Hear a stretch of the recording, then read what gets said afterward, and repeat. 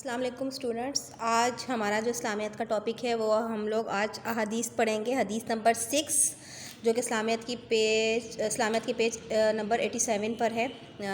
حدیث نمبر 6، جس نے اللہ کے لیے محبت کی اور اللہ کے لیے بغض رکھا، بغض کا مطلب ہے دشمنی، عداوت، اور اللہ کی رضا کے لیے عطا کیا اور اللہ کے لیے روکا تو اس نے ایمان مکمل کر لیا۔ اب اس حدیث مبارکہ میں بیٹا تکمیل ایمان یعنی ایمان کے مکمل ہونے کے 4 اصول بیان کیے گئے ہیں، اور وہ 4 اصول کون کون سے ہیں؟ ایک یہ کہ انسان کسی سے محبت کرے تو اللہ کے لیے کرے، کسی سے بغض یعنی کہ دشمنی رکھے تو وہ بھی محض اللہ کے لیے رکھے، کسی کو کچھ عطا کرے تو وہ بھی اللہ کی رضا کے لیے کرے، اور کسی کو عطا کرنے سے ہاتھ روک لے تو وہ بھی صرف اور صرف کس کی خاطر ہو؟ اللہ کی خاطر ہو۔ اب اللہ کی خاطر محبت کرنے سے کیا مراد ہے؟ یعنی کہ انسان کسی سے محبت کرے تو اللہ کے لیے کرے۔ بیٹا اللہ تعالیٰ اپنے بندوں سے جو ہے وہ بے پناہ محبت کرتا ہے۔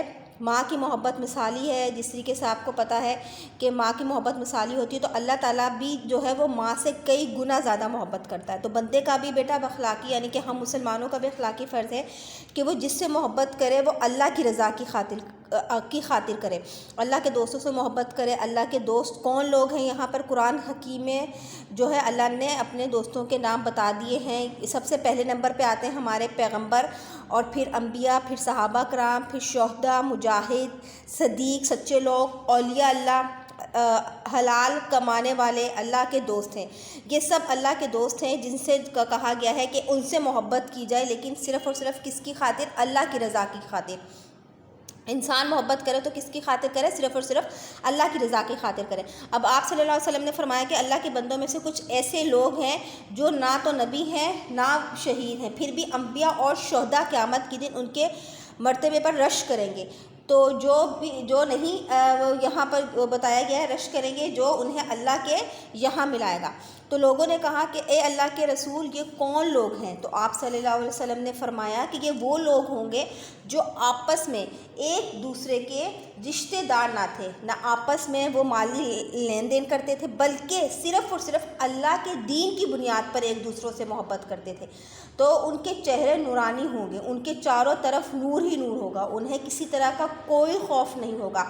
اس وقت جب لوگ خوف میں مبتلا ہوں گے اور نہ کوئی غم ہوگا، اس وقت جب لوگ غم میں مبتلا ہوں گے۔ تو یہاں پہ بیٹا اللہ تعالیٰ کی خاطر محبت کرنے کا مطلب ہے کہ کسی کو اللہ کا بندہ سمجھ کر محبت کرے، اس محبت میں کسی قسم کی ذاتی غرض نہ ہو، علائش نہ ہو۔ مثلا کسی نیک مومن سے صرف اس لیے محبت کرے کہ اللہ کا نیک مومن ہے، کسی عالم دین سے صرف اس لیے محبت کرے کہ وہ دین کی تعلیم دیتا ہے، کسی غریب، مسکین، کمزور، یتیم، ضعیف بندے سے صرف اللہ تعالیٰ کی رضا جوئی کے لیے جو محبت کرنا جو ہے وہ اللہ کی خاطر محبت کرنا ہے۔ اب آ جاتا ہے دوسرا پوائنٹ، کسی سے بغض رکھے تو اللہ کی خاطر رکھے۔ یہاں بغض اور دشمنی کرنے کا بیٹا ہمیں معیار بتایا گیا ہے کہ مومن کو کسی انسان سے ذاتی دشمنی یا کوئی ذاتی اختلاف نہیں ہونا چاہیے، بلکہ صرف اور صرف اللہ تعالیٰ کی رضا کے لیے ہو، یعنی کہ وہ اللہ تعالیٰ کے دشمنوں سے ہی دشمنی کرتا ہے۔ اللہ کے دشمن کون ہے؟ کفار، جو اللہ کے دین اور اللہ کے نبی کو جھٹلاتے ہیں، فاسق لوگ، ظالم جو غریب اور مسکینوں، یتیموں، کمزوروں پر ظلم کرتے ہیں، جو اللہ کے شریک بناتے ہیں، بے حیا لوگ، جھوٹ بولنے والے، منافق لوگ، جو اللہ کی قائم کی ہوئی حدود سے تجاوز کرتے ہیں۔ تو مومن ایسے لوگوں سے دوستی نہیں بلکہ دشمنی رکھتا ہے۔ ایسے لوگوں میں خواہ کوئی قریبی رشتہ دار ہی کیوں نہ ہو، دوست ہو، بہن بھائی کیوں نہ ہو، مومن ان سے دشمنی رکھتا ہے، کیونکہ یہ اللہ کے دین کے دشمن ہیں۔ تو اس کی بہترین مثال بیٹا صحابہ کرام بھی تھے، جو مکہ میں اپنے قریبی رشتہ داروں اور کئی تو اپنے بیوی بچوں تک کو چھوڑ آئے تھے۔ جنگ بدر میں مومن اپنے قریبی رشتہ داروں، اپنے بھائیوں سے لڑے تھے، کیونکہ وہ اللہ کے دین اور اللہ کے رسول کے دشمن تھے۔ تو یعنی کہ بغض رکھیں تو صرف اور صرف اللہ کی خاطر، اللہ کی رضا کے لیے رکھیں، نہ کہ ذاتی طور پہ کسی سے دشمنی رکھیں۔ اب مومن جب بھی کوئی مال جو اللہ کی راہ میں دیتا ہے، صحیح ہے، اللہ کی راہ میں دینا، اللہ کی یعنی کہ انسان کسی کو کچھ عطا کرے تو وہ بھی اللہ کے لیے کرے، اس سے اس کی غرض ہو نہ صرف اللہ کی رضا ہونی چاہیے، نہ کہ دکھاوا ہو یا کوئی ذاتی مفاد ہو۔ اب زکوٰۃ، صدقات، خیرات، مدرسوں مساجد کی امداد، جہادی فنڈ، وغیرہ اس وقت قبول ہوتی ہے اور خیر و برکت اور ثواب کا باعث بنتے ہیں جب ان سے مقصود اللہ کی رضا حاصل ہوتی ہے، یعنی کہ اس میں صرف اور صرف اللہ کی رضا شامل ہوتی ہے، نہ کہ دکھاوا ہوتا ہے، نہ کسی طرح کا کوئی ذاتی مفاد ہوتا ہے۔ اب چوتھا پوائنٹ ہے کسی کو عطا کرنے سے ہاتھ روکے تو وہ بھی محض اللہ کے لیے۔ اب یعنی کہ کسی کی امداد روکنے میں بھی اللہ کی رضا شامل ہونی چاہیے۔ مثلاً فار ایگزامپل کسی رشتہ دار کو آپ زکوٰۃ دی جائے گی، مگر جب پتہ چلے کہ اب وہ زکوٰۃ لینے کے قابل نہیں رہا تو اس کی مدد کر کے آپ کسی مستحق کو دینا شروع کر دیں، تو یہ اللہ کی رضا کے مطابق ہاتھ روکنا ہوگا۔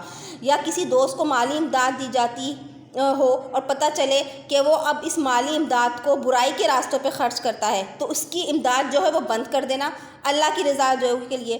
تو اس حدیث مبارکہ پہ بیٹا عمل کرنے سے ہمیں اب دو فائدے حاصل ہوتے ہیں ان چاروں باتوں پر عمل کرنے سے۔ ایک تو اسلامی معاشرے کا معیار اور وقار بلند ہوتا ہے، اور دوسرا ہمارا ایمان مکمل ہوتا ہے۔ اللہ اور اس کا رسول جو ہے، رسول صلی اللہ علیہ وسلم، حضرت محمد صلی اللہ علیہ وسلم جو ہے وہ ہم سے راضی ہوتے ہیں۔ تو یہ وہ چار اصول ہیں جس سے انسان کا جو ہے وہ دین کی تکمیل ہوتی ہے، انسان کا دین جو ہے وہ مکمل ہوتا ہے۔ نیکسٹ حدیث پر آ جاتے ہیں، حدیث نمبر 7 پر۔ وہ ہم میں سے نہیں جو ہمارے چھوٹوں پر رحم نہ کرے اور ہمارے بڑوں کا احترام نہ کرے۔ اب یہاں پر اسلام نے جو ہے بیٹا اس حدیث میں جو ہم بتایا گیا ہے وہ چھوٹوں پر رحم اور بڑوں کا احترام بتایا گیا ہے۔ اب اسلام نے دینی حقوق و فرائض کے ساتھ ساتھ بیٹا انسان کے اخلاقی حقوق و فرائض بھی جو ہے وہ کچھ متعین کیے گئے ہیں، جیسے حقوق اللہ ہے اسی طریقے سے حقوق العباد بھی جو ہے وہ متعارف کروائے ہیں۔ اب حدیث مبارکہ میں بیٹا یہاں پر چھوٹوں سے مراد ہے عمر میں چھوٹے، کم عمر بچے، اور بڑوں سے مراد ہے بزرگ، جیسے ہمارے بڑے کافی بڑی عمر کے لوگ۔ تو حدیث مبارکہ میں مومنوں کو، مسلمانوں کو حکم دیا گیا ہے کہ بڑوں کا فرض ہے کہ وہ چھوٹوں پر رحم کرے، چھوٹوں کے ساتھ شفقت سے پیش آئے، اور نوجوانوں کا یعنی کہ چھوٹوں کا فرض ہے کہ وہ بڑوں کا احترام کرے۔ تو حدیث مبارکہ میں دو چیزوں کی تلقین کی گئی ہے کہ اب آپ صلی اللہ علیہ وآلہ وسلم بھی جو ہے وہ بچوں پر جو ہے وہ نہایت رحم فرماتے تھے، شفقت فرمایا کرتے تھے، اور معمول تھا ان کا کہ جب سفر سے تشریف لاتے تو راستے میں جو تھے